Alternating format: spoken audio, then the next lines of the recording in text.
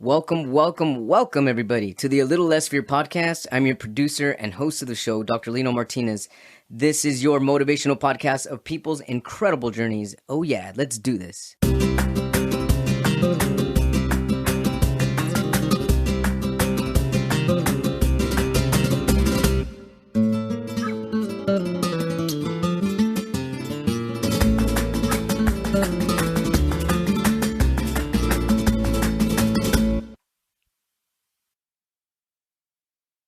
Welcome back, everybody, to the A Little Less Fear podcast. I'm your host, Dr. Lino Martinez. Today, I would love to welcome Dr. Emily Edlyn, is a clinical psychologist who adds science and common sense into the landscape of parenting guidance with her blog, The Art and Science of Mom. She pens the regular parenting advice column, Ask Your Mom, for parents.com, has written for national outlets such as Washington Post, Scary Mommy, and Motherly, and has been featured as an expert across parenting articles in outlets such as the New York Times, CNN, and BBC. Emily works with children, teens, and families as the director of pediatric behavioral medicine at a private practice in Oak Park, Illinois. Emily's new book, Autonomy-Supportive Parenting, Reduce Parental Burnout and Raise Confident Children, is in stores as of September 5th. Welcome to the A Little Less Fear podcast. So nice to have you. Thanks so much, Dr. Lino. I'm so happy to be here. Hey, so tell us about your journey. What brought you to where you are at today? And feel free to start wherever you'd like. Sure. So I think because, my book is fresh, I really would love to talk about kind of my journey as a parent in this culture right now, which is full of high pressure, high stress, and lots of bad information that is not helpful to parents. So I could start back when I first became a mother, and I was a clinical psychologist who had trained in children, teenagers, families. I had done my clinical work. I felt like I should be prepared and, very well equipped to know what I was doing as a mother. Yeah. Surprise. That didn't happen. It was the most mind-blowing experience to have a new baby, and it was full of uncertainty and anxiety. So I just realized how humbling this whole experience is to become the everything for the most fragile, tiny baby. And Imagine. It was exhausting and wonderful and stressful. But what I realized as I was going through being so human in my mothering experience is that when I was looking for support, what I was finding out there was so full of judgment and shame. And it wasn't really grounded in good science.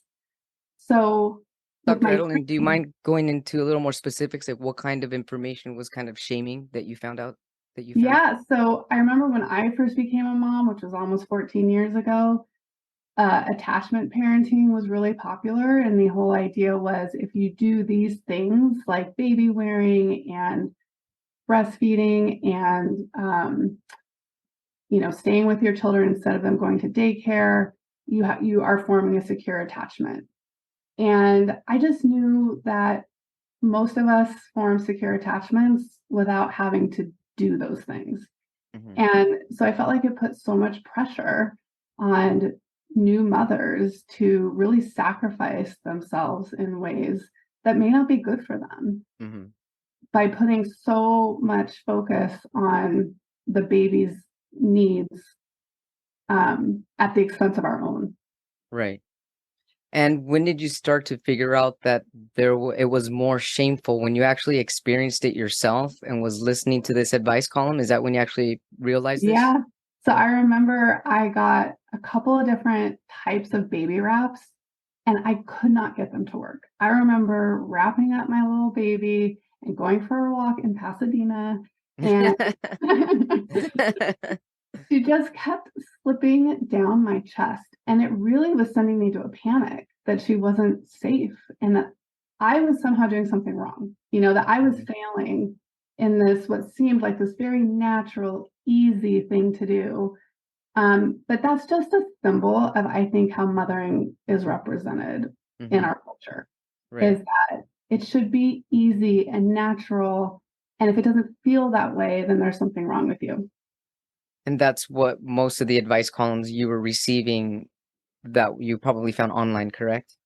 Right. I mean, there's so much. I mean, there were a lot of blogs at that point, but there's also, websites and companies making money off of these Yes. ideas that they were packaging incorrectly with the science.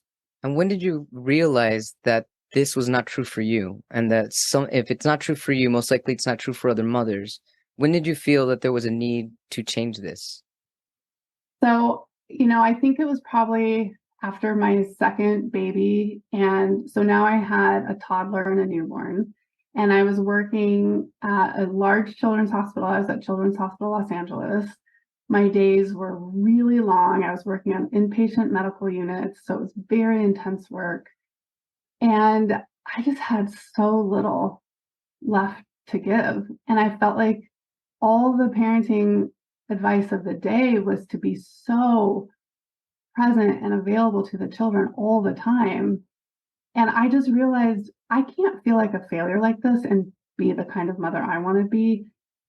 Either I completely abandon my career or I switch my own mindset Uh, about what it means to be a good mom. and as you said this right now, I had a feeling I'm having these thoughts. So your children are in their teens now, correct? 13, 11, and 8. 13, 11, and 8. So if women or just men or same-sex parents, whoever identifies as a parent, were to follow these rules that were popular 14, 15, 13 years ago, today, what type of implications would there be on the children of being so attached to the child and giving a parent giving so much of themselves to the child? I mean, I'm starting to, I'm just kind of, you know where I'm going at, right? Yeah. Well, I think unfortunately, attachment parenting is just one example of Mhm. a lot of different popular parenting approaches that are really about centering the children's needs above all else, which I understand how that sounds like we're being responsive to our kids. And that is obviously very important. I'm a therapist Mhm. who works with kids. Like, Yeah, yeah, yeah, yeah. of course, we need to meet their Sure. needs and be emotionally available. But ironically, all the pressure of this type of parenting guidance really reduces our emotional availability because it's so taxing. Oh, true. So even today, even though attachment parenting isn't as popular as it was, the whole culture is about intensive parenting. I mean, kids' needs are front and center, Uh-huh. whether it's sacrificing the entire weekend to go to baseball tournaments from sunup Saturday to sundown Sunday, Mm. or spending so much money on activities for our kids that it's hard to make it work and on the family budget. It's this whole culture around prioritizing our children above everything. And I don't think it's healthy for anyone. I agree with you. And I'm feeling also if this could also be a reason why there has been such a trend with so many teens and even people like in their early 20s now, where I have found, and I'm not generalizing, I'm just saying that I've noticed that there has been a trend of younger population in that age category just having a more difficult time regulating their own emotions. And it seems to be they're a little bit more challenged than, let's say, you and I were when we were younger. And I'm wondering if that also plays a part.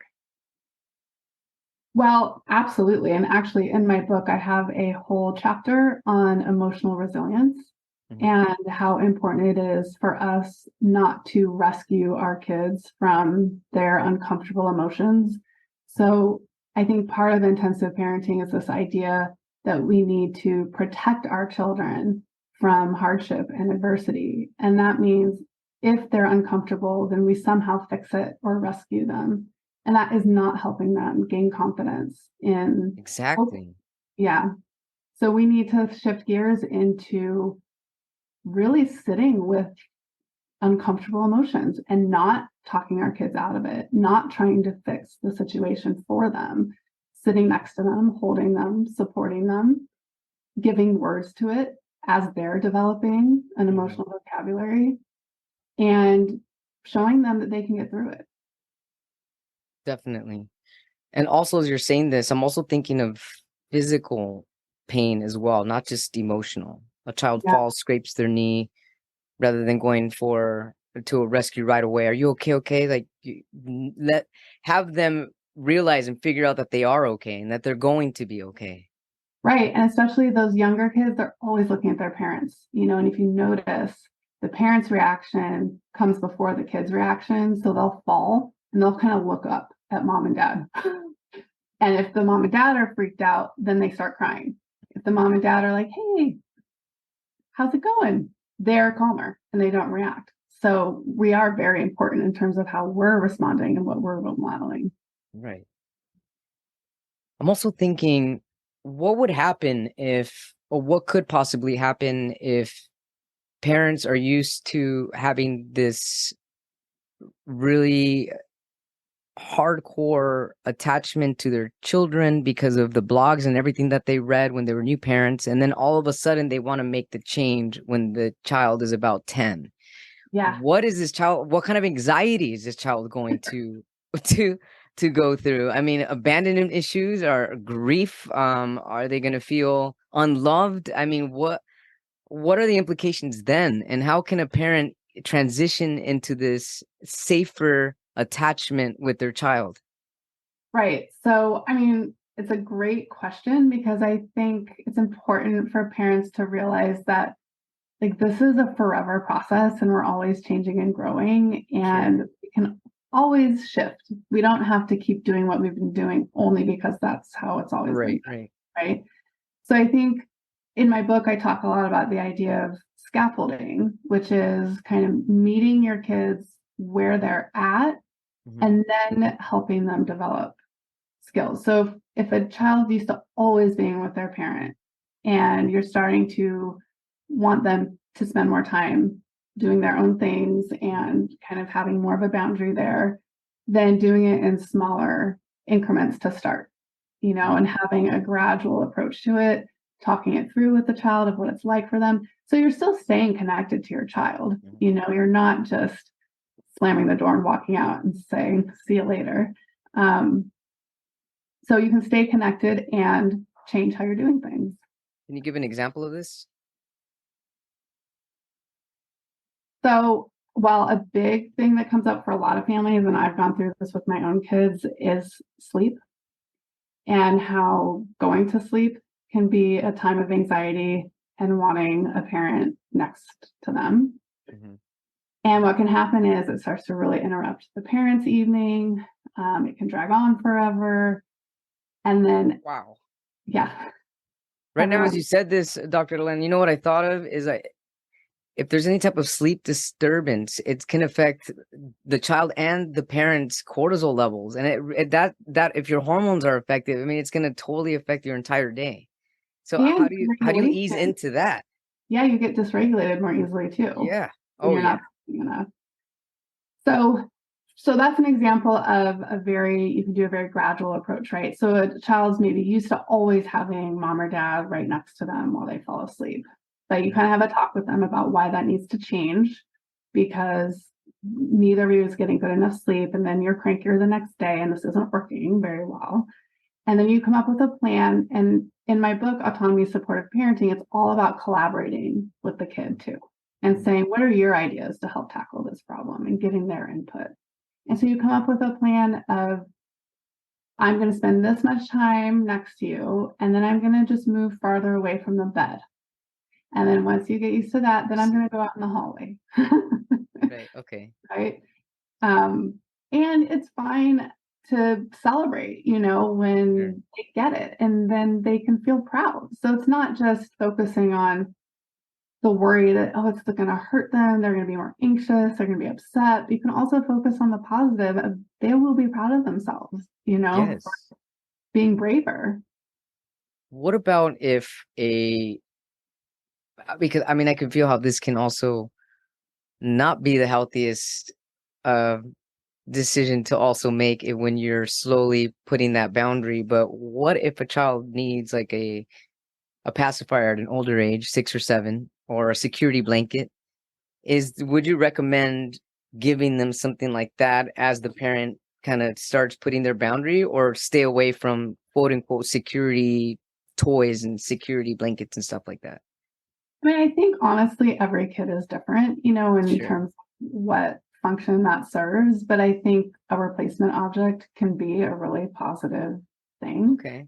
Um, so yeah, again, it's collaborating with your child. Like if your Yeah, child says, well, I would love to have this to like cuddle with, I see that. Yeah. then that's going to be more effective. I love how you said that. Collaborate with your child, because not parents don't collaborate with their kids. No, my parents never collaborated with me. There's no way. I mean, the way I grew up, it was really all about grit. I mean, Yeah, it was pretty tough, and it changed quite a lot with through the years. But I love that collaborating with your child also teaches your child the communication skills for them to tap into their own feelings, for them yeah, to be more aware of their own intuition. And that's basically guiding them towards their inner strength, as you said, building confidence within the child. exactly. And it helps them critical think. They work on thinking skills, emotional skills, all of it, Mhm. relationship skills. So I think, yeah, it's a huge part of autonomy supportive parenting is this idea of getting your child's input, Right. understanding their experience of what's happening and then getting their ideas because that shows them that you value them Yeah, and that they are are worthy to you as a person. definitely. And I can also see how that can even mature your child as well, Yes, absolutely. And then they are able to play that out in their peer relationships. and future relationships. Yes, exactly. So how do you compare this? I love all this. I mean, basically talk to your kids like an adult, the way you and I would, and they respect you as well. And that's putting a respectful. It's really a beautiful boundary at that point, because it's relational, Right. and yeah. And then so I guess my question is, growing up. I mean, how do you compare this to how you grew up? And then seeing how things changed when you first became a mother to how things are now. How do you see the world evolving? How have you evolved as a result? So I think I have a really strong internal drive for autonomy myself. Mhm. And it's why I think I rebelled against the parenting guidance of the day when I was a new mom, because it didn't allow for much autonomy, Yeah. because because my parents were very autonomy supportive. So I grew up in the 80s in Southern California, So did but I. but they were always asking my opinion and showing that they were really listening to me. And my mom is also a therapist. So Oh, there's I a, love that. I know. And my dad, he was a small business owner, but he also was a minister in his first career.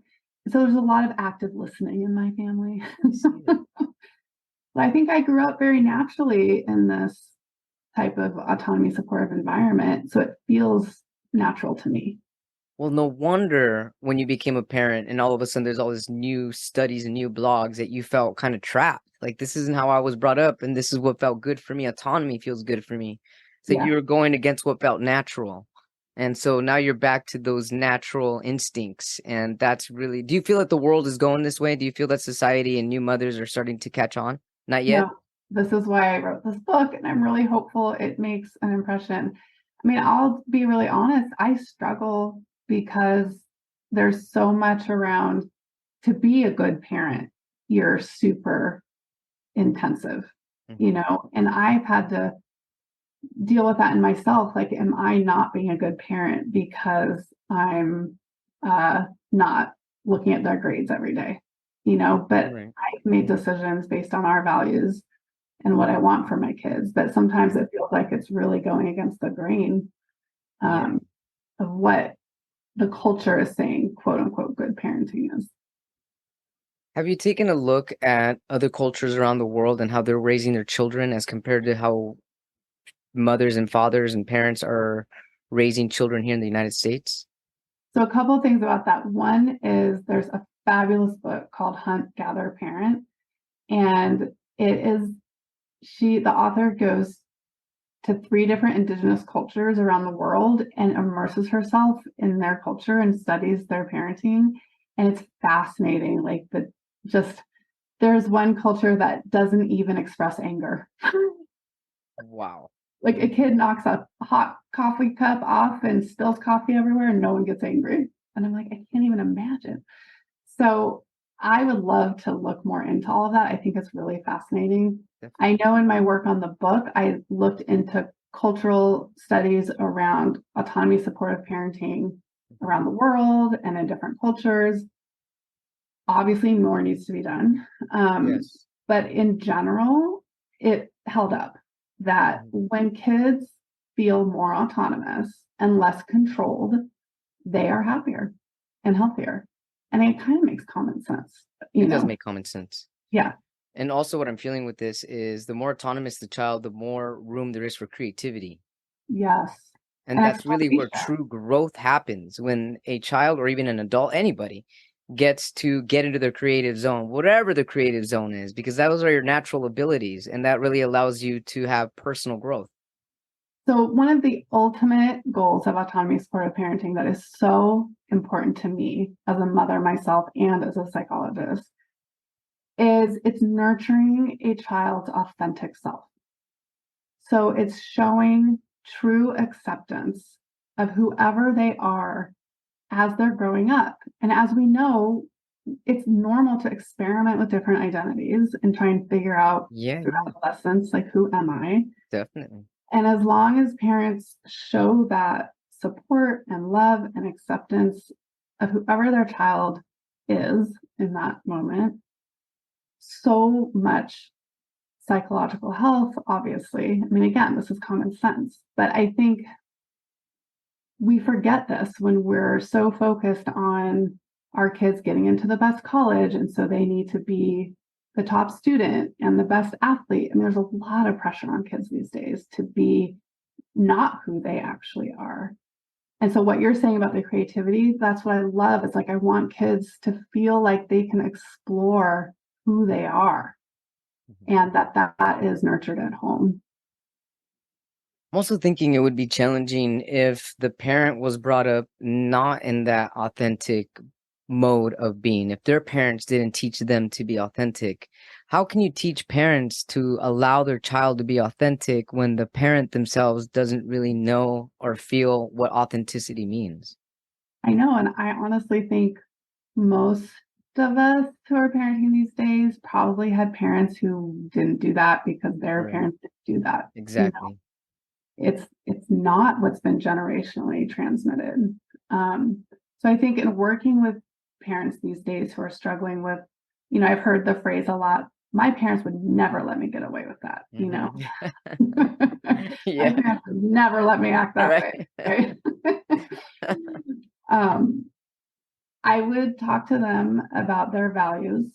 So I like to do kind of the zooming out of what are your parenting values and what is important to you around being a parent. And so usually things like, I want my child to be successful, I want my child to be healthy, I want my child to be happy, right? Those are probably pretty common parenting values.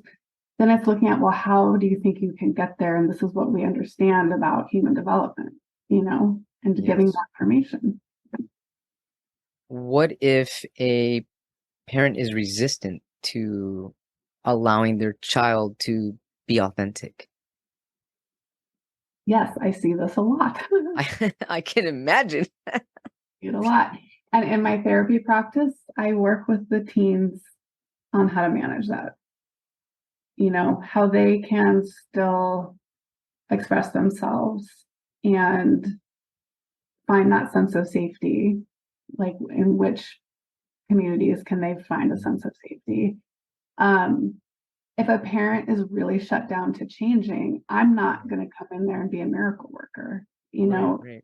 There needs to be some openness and willingness to change, to start working on it and do some work.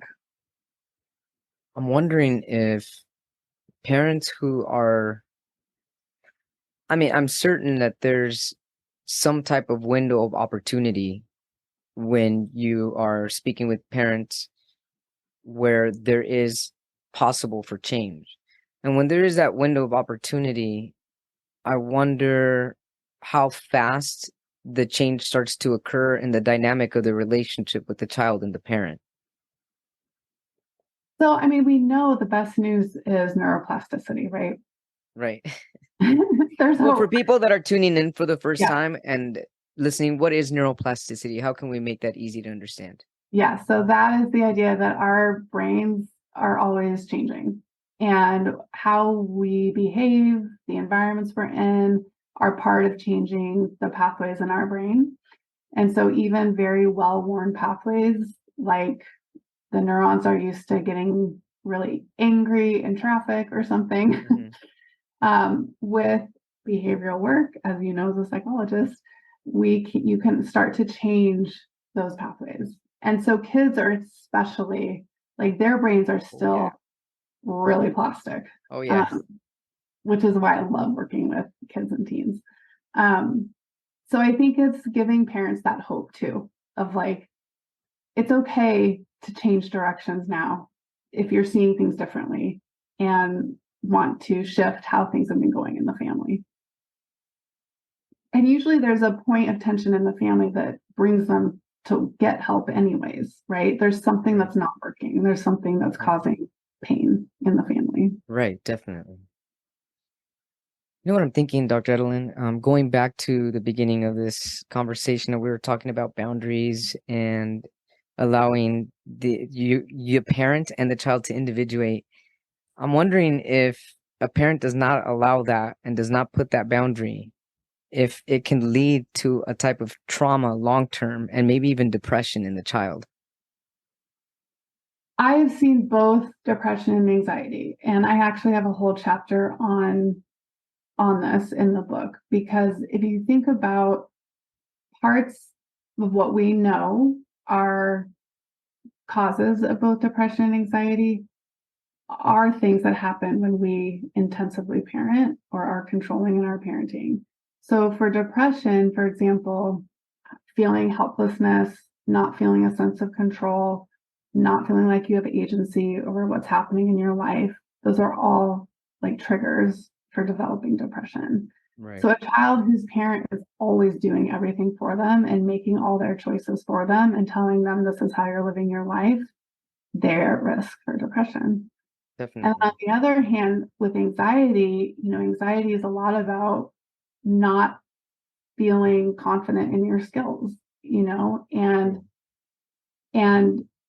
worrying about making mistakes and feeling insecure about your abilities. And so when parents are not showing that they trust their children to do things independently, it's creating anxiety in children that they aren't able to do things because their parents don't think they can.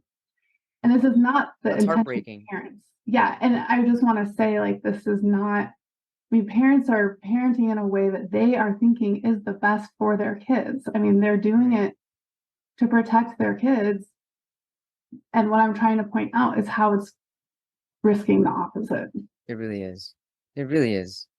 And also for the parent or the parents or whoever is involved, the caretakers, because I feel that the caretaker, the parents, can start to lose themselves as well. And they lose their own identity and their own individuation and their own autonomy.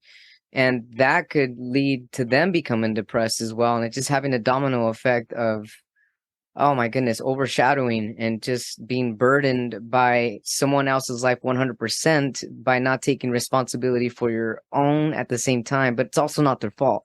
And that's what's it's really tricky. It's really tricky when you start to really think about how everybody's affected when autonomy is not suggested or allowed, or when there even isn't an avenue for it.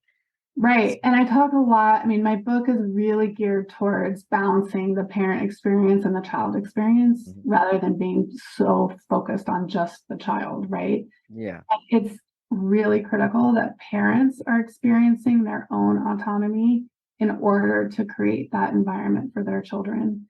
And so I, go on and on about how we need to prioritize our needs. And that helps us truly be the parent we want to be. But we need to look at our own autonomy and how we're feeling. Are we feeling a sense of choice and agency in our lives? Are we feeling like we're living as our true selves? And if those things aren't happening, then it's going to be harder for us to do that for our kids. I know that a lot of my parents, a lot of my friends are parents, and what I noticed, I'm not so much now the mothers who have older children, but I remember in the beginning that a lot of my first time mother friends or parent friends that they had a difficult time taking care of themselves, whether it was getting their nails done again or getting their hair done. And all of a sudden I'd see them and they've got dandruff and I'm like, what's going on? And I'm like, you don't think you had hair issues like this before? But I feel that they really, it gets, but also I noticed that mothers or fathers or parents or single parents, that is, have a difficult time asking for help as well. And that I feel can also get a little clingy with the child when they feel that they have to do everything themselves. Yes. I mean, it's well documented, right, that parents these days are living in silos and very isolated and we're not doing that whole it takes a village thing. And that really, Right. like in our history, if you look back at parenting, So that's true. when families thrived. It was when the whole village was helping. Like, Yes. we are not supposed to fulfill our child's every need. That's Right. actually not how this was supposed to work by evolution. Exactly. So Wow, I I think, never thought of it like that. That yeah. totally makes sense.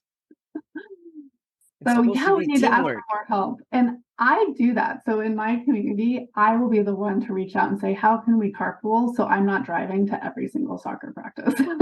I love Like, that. I love that.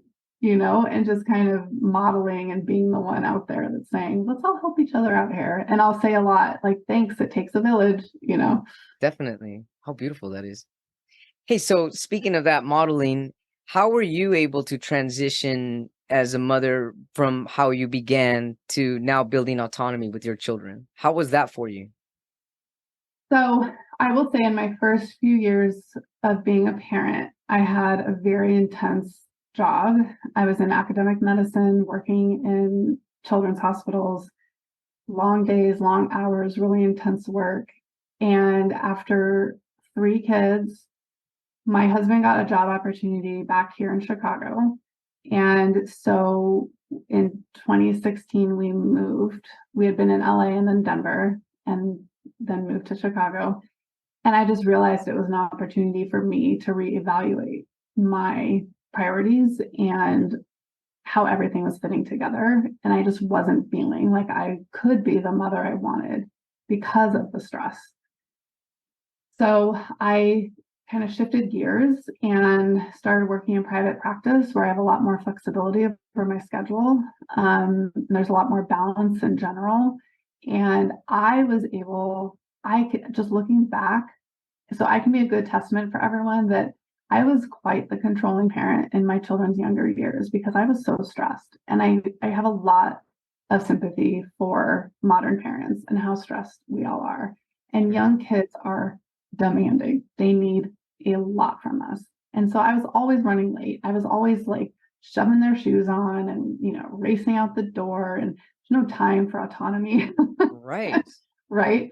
Um, so when I was able to really pivot and have more time for myself and just more balance in my life, I felt like I came back to who I really was and could then be so much more responsive to my kids and really be the parent I wanted to be.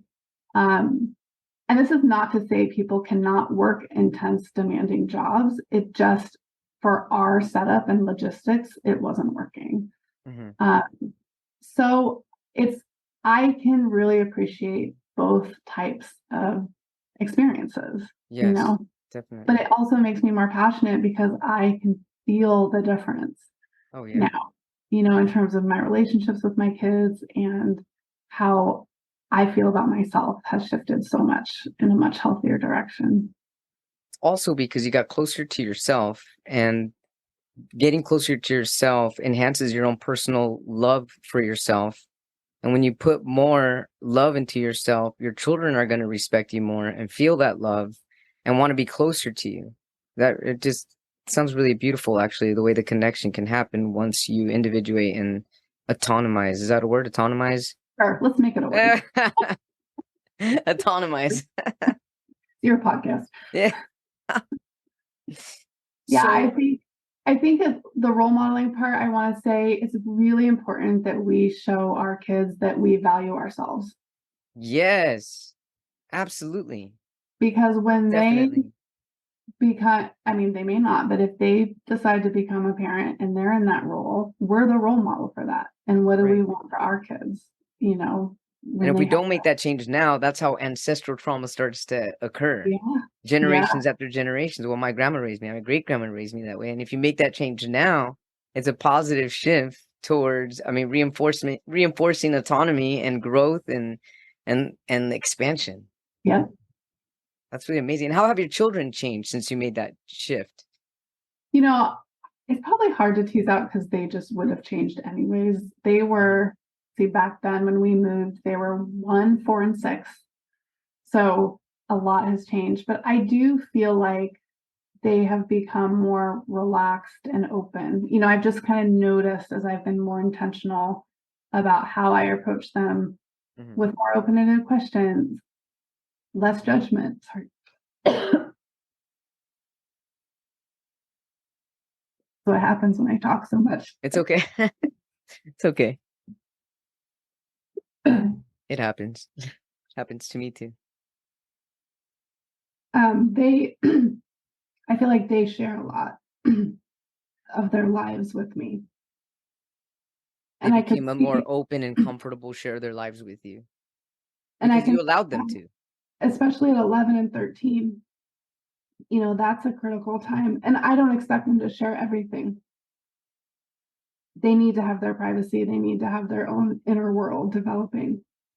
But when they need help or they want to express something, they come to me. And That's that's, really beautiful. yeah, Dr. Emily Edlyn, her book Autonomy-Supportive Parenting, Reduce Parental Burnout and Raise Competent, Confident Children. What do you feel is the biggest takeaway from your book when a reader reads your book for the first time? I hope my biggest takeaway is that this is a healthier path of parenting. And it's also very doable and realistic. And everyone will be better off. And what's one thing you feel is important for the world to know? One thing? Well, I'm sure there's all kinds of things, but what's one thing you would like to leave our audience with? Okay. I I think if everyone in this world truly felt more autonomous, meaning a sense of Yes. agency, choice, and their authentic A selves, sense of what? Urgency? agency, Agency. choice, and their authentic selves, I think we would be living in a much more peaceful, thriving world. I love that. Definitely. It's definitely what I strive for as well. Thank you so much for sharing your incredible wisdom here on A Little Less Fear podcast. There's a lot of things to think about here, and even how I'm going to be talking to my nieces and nephews and my friends' kids and stuff. And just really, this opened up my eyes and my heart. Thank you so much for sharing all of your incredible wisdom, light. I really do feel that you're on a mission here to help save parenting into something that's going to be a lot more flexible, easy flowing, with ease, with grace, with love, with gratitude and acceptance. And I love this. Thank you so much. I'm going to add that to my tagline, saving parenting. Yeah, saving parenting. So awesome to have met you. Thank you so much for being on A Little Less Fear podcast. Thank you so much. Thank you all so much for tuning in to the Dr. Lino Show, A Little Less Fear podcast. If you'd like to get a hold of me, you can do so by sending me an email at a little less fear@gmail.com, or through an inquiry from my website at www.alittlessfear.com, where you will always find information on where to get my book. You can get my book on Amazon and Amazon paperback version, Kindle or Kindle Unlimited. And I also create incredible visual video poetry for people that are interested in marketing or even just to send a personal note to anybody or somebody that you might love. So yeah, check it out. I love it. Poetry is my passion, one of my other passions, aside from doing what I do right now, which is giving you all the motivation that you need to keep growing, to keep motivating people, motivating yourself, and to keep expanding. I love you all so much. Have a blessed day and take care. Rock on.